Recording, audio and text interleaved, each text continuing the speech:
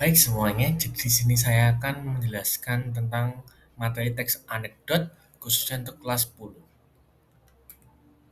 Oke, yang pertama kita akan masuk ke bagian pengertian teks anekdot.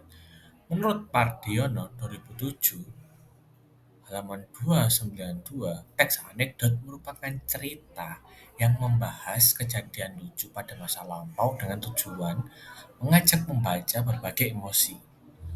Jadi, di sini teks anekdot merupakan cerita yang membahas kejadian lucu pada masa lalu ataupun masa lampau yang bertujuan mengajak pembaca untuk saling berbagi emosi. Selanjutnya ada Wijayana 1995 halaman 24, teks anekdot merupakan teks yang bertujuan untuk bersanda gurau, menyindir maupun mengkritik secara tidak langsung berbagai hal yang terjadi di tengah masyarakat. Oke, jadi di sini kita dapat menyimpulkan tentang teks anekdot itu adalah teks cerita yang menceritakan tentang kejadian lucu, menghibur, dan terdapat kritikan terhadap suatu hal. Bisa mengkritik pemerintahan, mengkritik seseorang, ataupun menyindir pemerintahan dan lain-lain. Selanjutnya, di sini kita telah membahas tentang pengertian. Kita masuk ke bagian tujuan teks anekdot. Jadi tujuan teks anekdot yaitu untuk menghibur pembaca yang ceritanya disajikan dengan mengkritik atau menyindir seseorang. Jadi teks anekdot tidak hanya menghibur para pembaca, tetapi isi ceritanya juga mengkritik atau menyindir tokoh terkenal, pemerintahan, ataupun lembaga dan instansi lainnya. Jadi di sini tujuan teks anekdot itu tidak hanya menghibur pembaca dengan cerita lucunya, leluconnya, tapi di situ ditulis juga makna tersirat yaitu kritikan-kritikan ataupun menyindir pemerintahan ataupun seseorang. Selanjutnya kita masuk ke karakteristik teks anekdot. Yang pertama bersifat menghibur. Tentu dari teks anekdot sendiri fokusnya itu bercerita tentang kejadian lucu ataupun lelucon. Lalu yang kedua bertujuan untuk mengkritik. Dari sini teks anekdot tidak hanya berisi tentang hiburan, tapi juga ada tujuannya untuk mengkritik. Lalu terdapat sindiran juga. Lalu keempat, bisa berdasarkan pengalaman pribadi. Jadi teks anekdot ini juga ditulis berdasarkan fakta ataupun faktual dari pengalaman pribadi oleh penulis sendiri. Lalu yang kelima menyerupai dongeng. Jadi di sini teks anekdot hampir mirip dengan teks dongeng. Selanjutnya kita masuk ke struktur teks anekdot. Yang pertama tentunya ada abstrak. Jadi di sini abstrak merupakan bagian pendahuluan pada teks anekdot. Di sini biasanya abstrak ini gambaran umum. Kenapa penulis menceritakan teks tersebut. Lalu yang kedua orientasi di sini merupakan terjadinya konflik awal mula. Kenapa konflik itu bisa terjadi?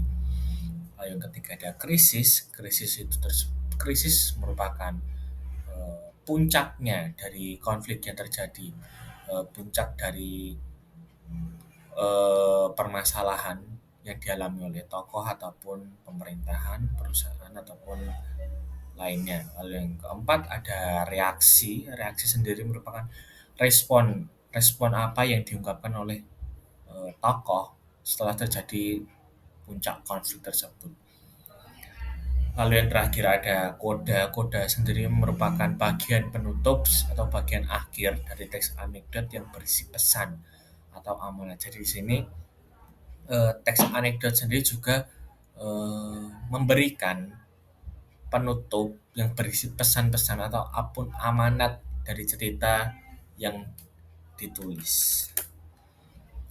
Lalu kita masuk ke kaidah kebahasaan teks anekdot. Yang pertama ada mengandung kata yang menyatakan peristiwa masa lalu, misalnya seperti kemarin, tahun lalu, beberapa tahun lalu. Jadi sini karena teks anekdot fokusnya ini menceritakan kejadian pada masa lampau. Lalu yang kedua mengandung kalimat retoris, misalnya mana mungkin aku melakukan itu. Lalu yang ketiga mengandung konjungsi hubungan waktu, misalnya sesudah, setelah, sementara, apabila. Lalu yang keempat mengandung kata kerja aksi seperti misalnya menaiki, memakan, membaca. Lalu yang kelima menggunakan kalimat perintah dan yang terakhir menggunakan kalimat langsung. Oke, di sini saya juga akan membahas perbedaan teks anekdot dan teks humor. Kenapa saya membahas ini?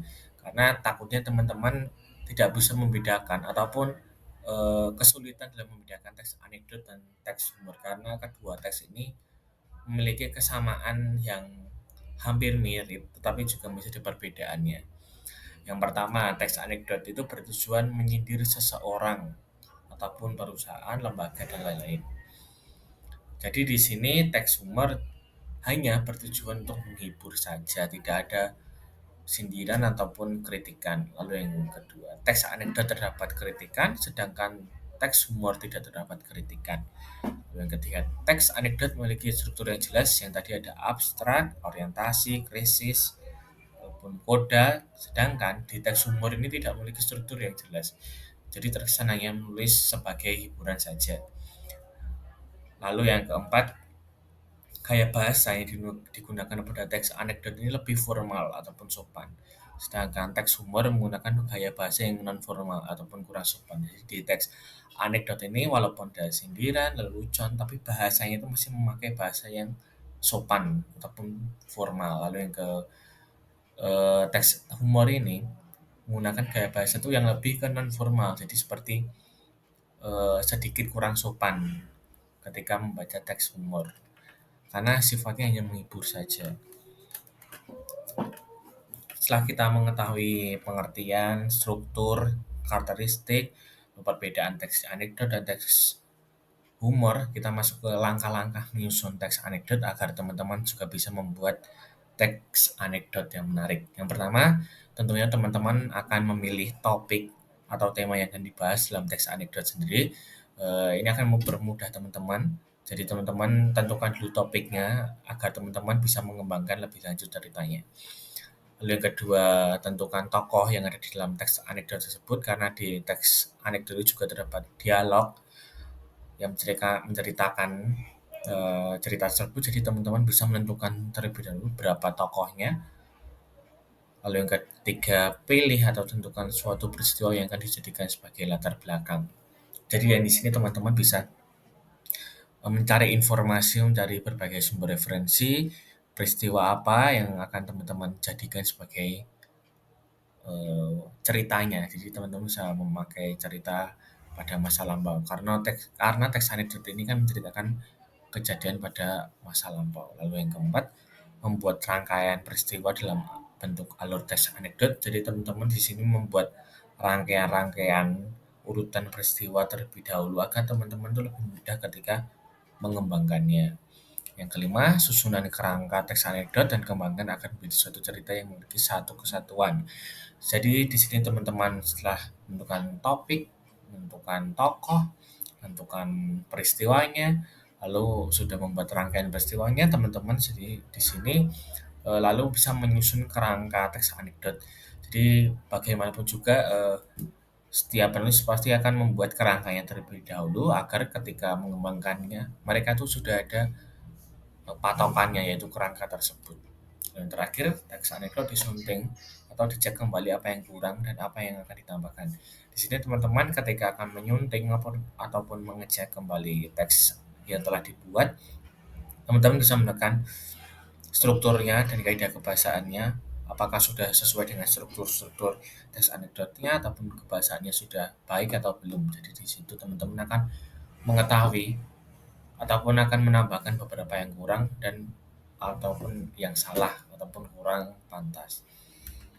Baik, terima kasih sudah menyimak dari pembelajaran materi teks anekdot pada hari ini.